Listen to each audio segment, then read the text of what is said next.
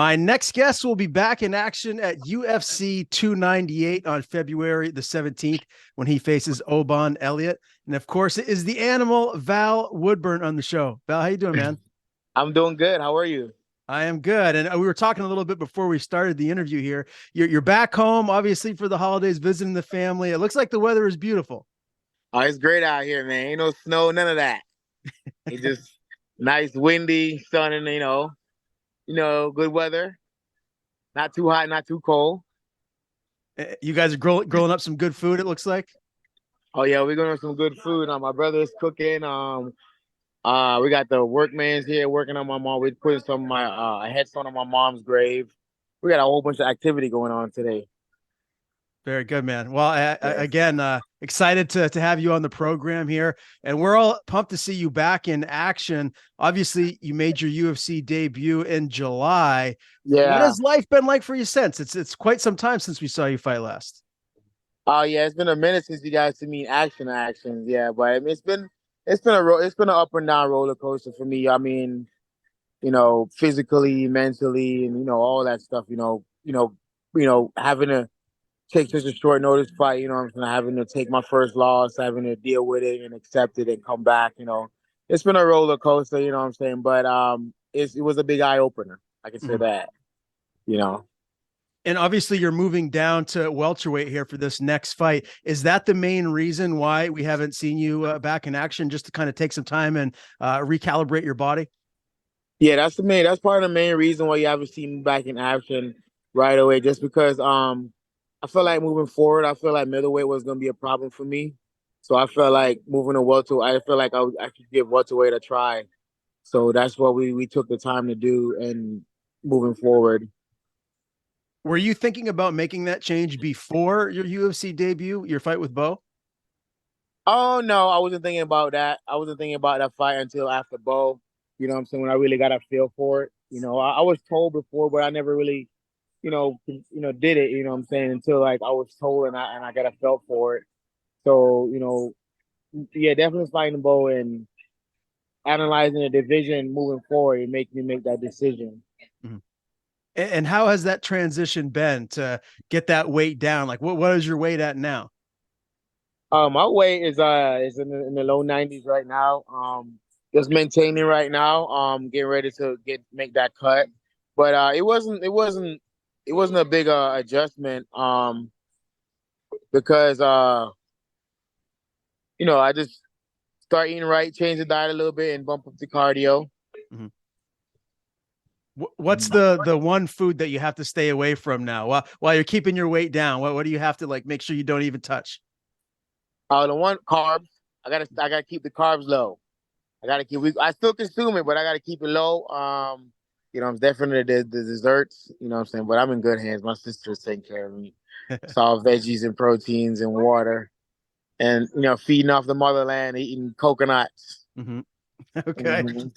Well, we're excited to see you here in the welterweight division. How much of a problem do you think you're going to be for these guys at 170? Man, you clearly are a very powerful guy. Do you feel like this, you really could take the division by storm?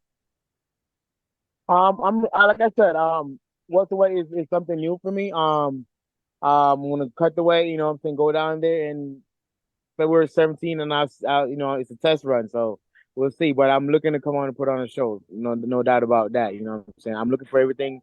Everything is still the same.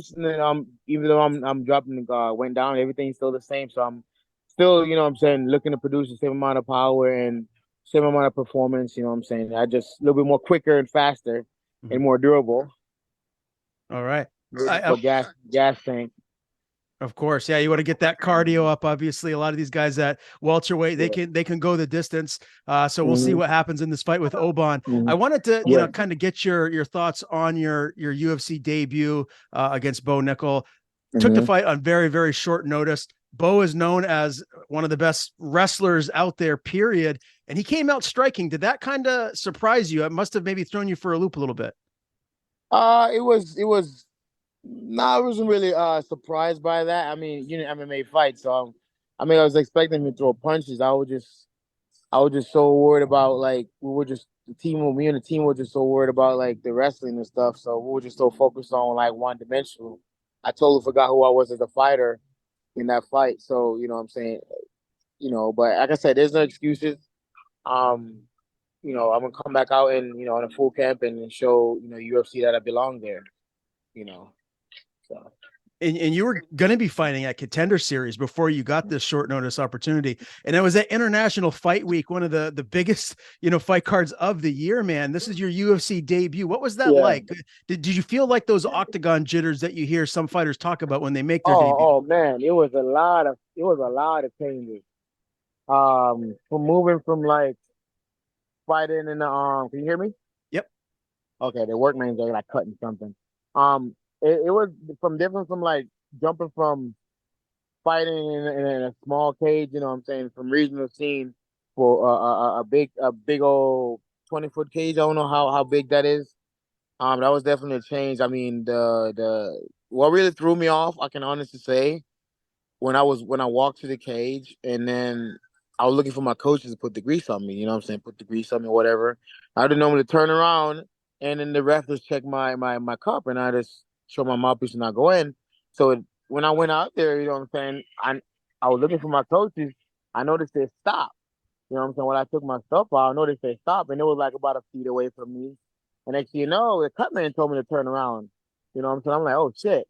So that threw me off a little bit because I'm so used to my coaches putting the grease on me, you know what I'm saying, talking to me, telling me, hey, we're gonna fight through this, we're gonna do good. You just stick to the game plan, we're gonna do good. It was different in that moment. That threw me off a Mhm. lot because I'm so used to that moment. That was my last moment before I go to the cage, go inside, getting the grease put on my coach, you know what I'm saying? When the cut man did it all, it threw me off. Dude, when I step in the cage, I felt like I was in a video game, bro. Um, it was so huge. It was just like I was like, bro. And I saw the stadium, I saw the people, and then bro, fucking Bruce Buffer came over and gave me a dap, bro. That's it. That was the end of it, bro. I was like, what the fuck? That was it, bro. That was it for me. I was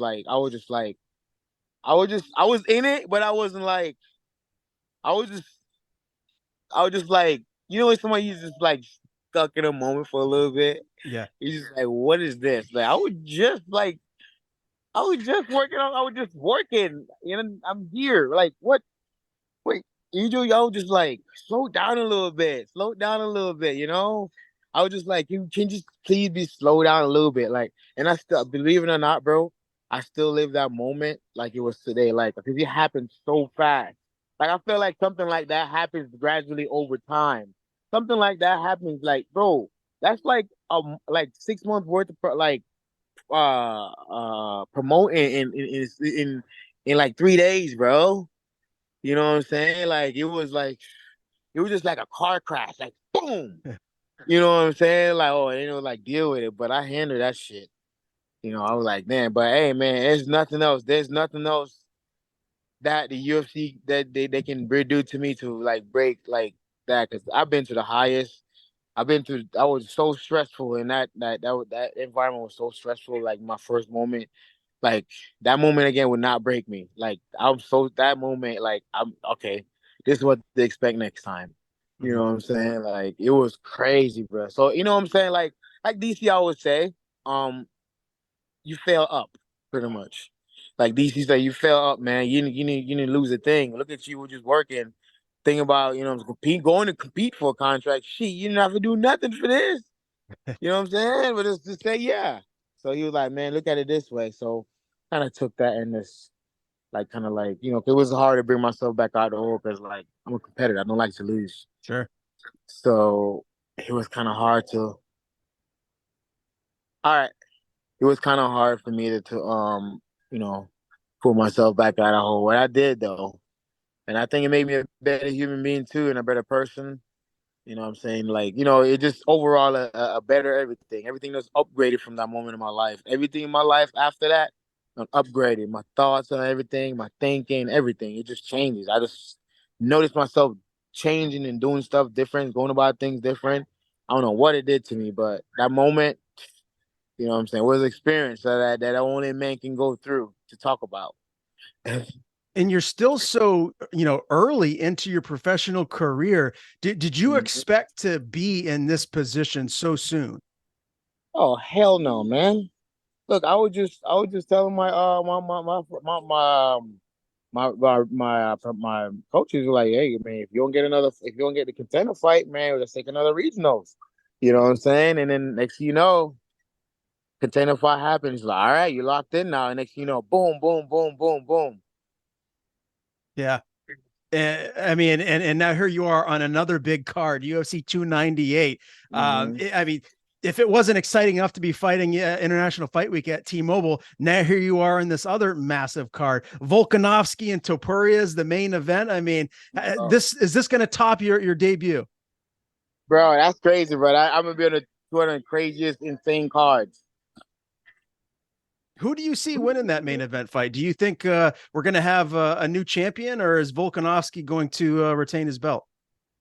Um, Look, man, I'm a fan of Volkanovski just because of how his personality and how like of a human being he is. But when it comes to fight, man, especially what we do, I like Volkanovski to win this one, but anything can happen. Mhm. Yeah. You know, like Well, I respect. That's how much respect I got for this sport. Like, you and know. Topuria is a tough. He's a gamer. He's a Oh tough yeah, opponent. he So gonna come. He gonna bring it too. He ain't no pushover now. He ain't a pushover. So I expect a good fight. I'm pulling for Volkanovski mhm. just It's because gonna I don't be. want him L's back to back. Yeah, for sure. It's going to be a great card, man. How has camp been for you this far? Obviously, we still have plenty of time left before February the 17th. How has it been so far? Who have you had around you for this camp to get you ready for Elliot? Camp's been really good, man. Honestly, ever since I lost the fight, I never really like stopped training. I just like give myself 2 weeks to just like get myself out of the mud and I remotivate myself. I've been going to Craig Duncan a lot lately. I went back to the roots, you know what I'm saying? I went back to, you know, to what I know, you know what I'm saying? So my boxing, my boxing roots, you know what I'm saying? The basic stuff that I'm lacking, you know what I'm saying? That I'm telling my, you know, my intuition is telling me, hey man, you need to work on that, you need to work on that. Because most of the things I work on, I don't wait for my coaches to tell me. I just do it. You know what I'm saying? When they see me do it, they were like, oh shit. You know what I'm saying? That's one less thing you have to do for me. You know what I'm saying? So I work, me and Craig been working a lot. He's been helping with my weight, my diet. But definitely the weight is a big part of it because I don't know how I know I want to go to welterweight, but I don't know how I was going to do it. So he's been helping me with that. You know what I'm saying? Giving me tricks and a little the food and stuff to eat. Other than that, just running, I bump up the cardio a lot more. Like when I used to do those hills and stuff, I never used to do that long distance. Now I'm doing like 5 miles at a time. So I'm happy about that. So I'm really excited for this fight, man. It's a good fight. I mean, you're gonna fight the best in here. Um, let the best man win. What do you know Yeah. about your opponent, Oban? This is his UFC debut. He's pretty early in his career as well. He's 9-2. What kind of a Mhm. fighter is he? What are you expecting him to bring to the table against you?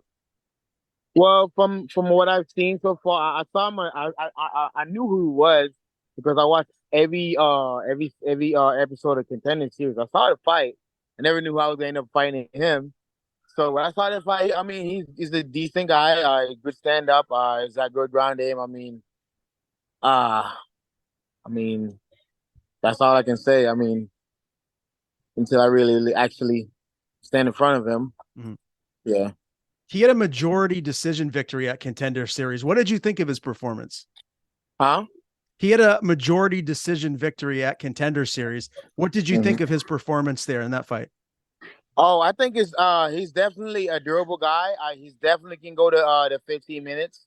Um, you know, he's that somebody like that guy. You're gonna have to take him out of there one way. You know what I'm saying? And that's what we're going at. But we're going with a game plan, and you know, I want to come out on top. You know, like I know he's a doable guy. He can go to 3 minutes, but I don't like to go to 3 minutes. You know what I'm saying? I come in there, but I'm prepared for the 3 minutes. But I know he can go to 3 minutes, but everybody already know what I bring. You know what I'm saying? You've seen the record, you know what I'm saying? It's killer to be killed at this point. Like I don't know what got into me, bro, but it's killer to be killed at this point, bro. Like it just I'm gonna fight you regardless. It's just like I have this. I don't know that loss. It just I want to fight somebody. I want my get back. I want my lick back. You know what I'm saying? I don't like that. I don't like taking L's. So, you know what I'm saying? I'm bringing it. So I hope he's prepared to bring it too. I'm prepared for the 15 minutes. You know what I'm saying? I hope he's prepared for the 15 minutes too, but I'm trying to get him out of there early. Mhm. So And Val, with you coming down from 185, do you anticipate having a big strength advantage in this fight? I anticipate having a big technique advantage in this fight. Everybody's strong. Mhm. Everybody, I expect to out technique this guy. You know what I'm saying? Out grapple this guy, out box this guy. You know what I'm saying? I feel like I'm the best. I feel like I'm the most well rounded fighter at this point. You know what I'm saying? He's honestly, I'm a finisher. He's not. So we'll see. We'll see. Does this We'll fight get see. out of the first round? What's your official prediction here? If this fight get out of the first round, it probably goes to a unanimous decision. If he gets out the first round, he probably goes to unanimous decision or split decision. Because, like I said, he's a grinder. I'm a grinder too. But hey, you know what I'm saying? That's the type of guy you have to take out of there. You know what I'm saying? He's a grind. I've seen him fight. He's a grinder. He's gonna sit in the paint with you. He's gonna grind with you. He's gonna grind it out with you too. So I mean, if it goes to 3 rounds, it's probably got a unanimous decision, split decision. But hey, we all know that I'm coming for the finish.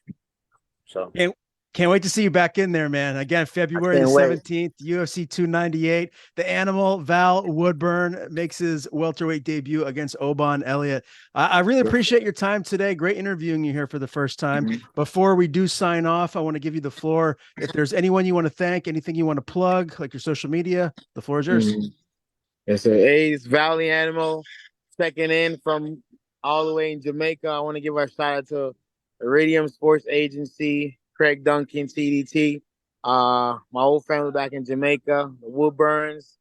Uh, February 17, we're coming to take it. Be on the lookout. The Danger Team.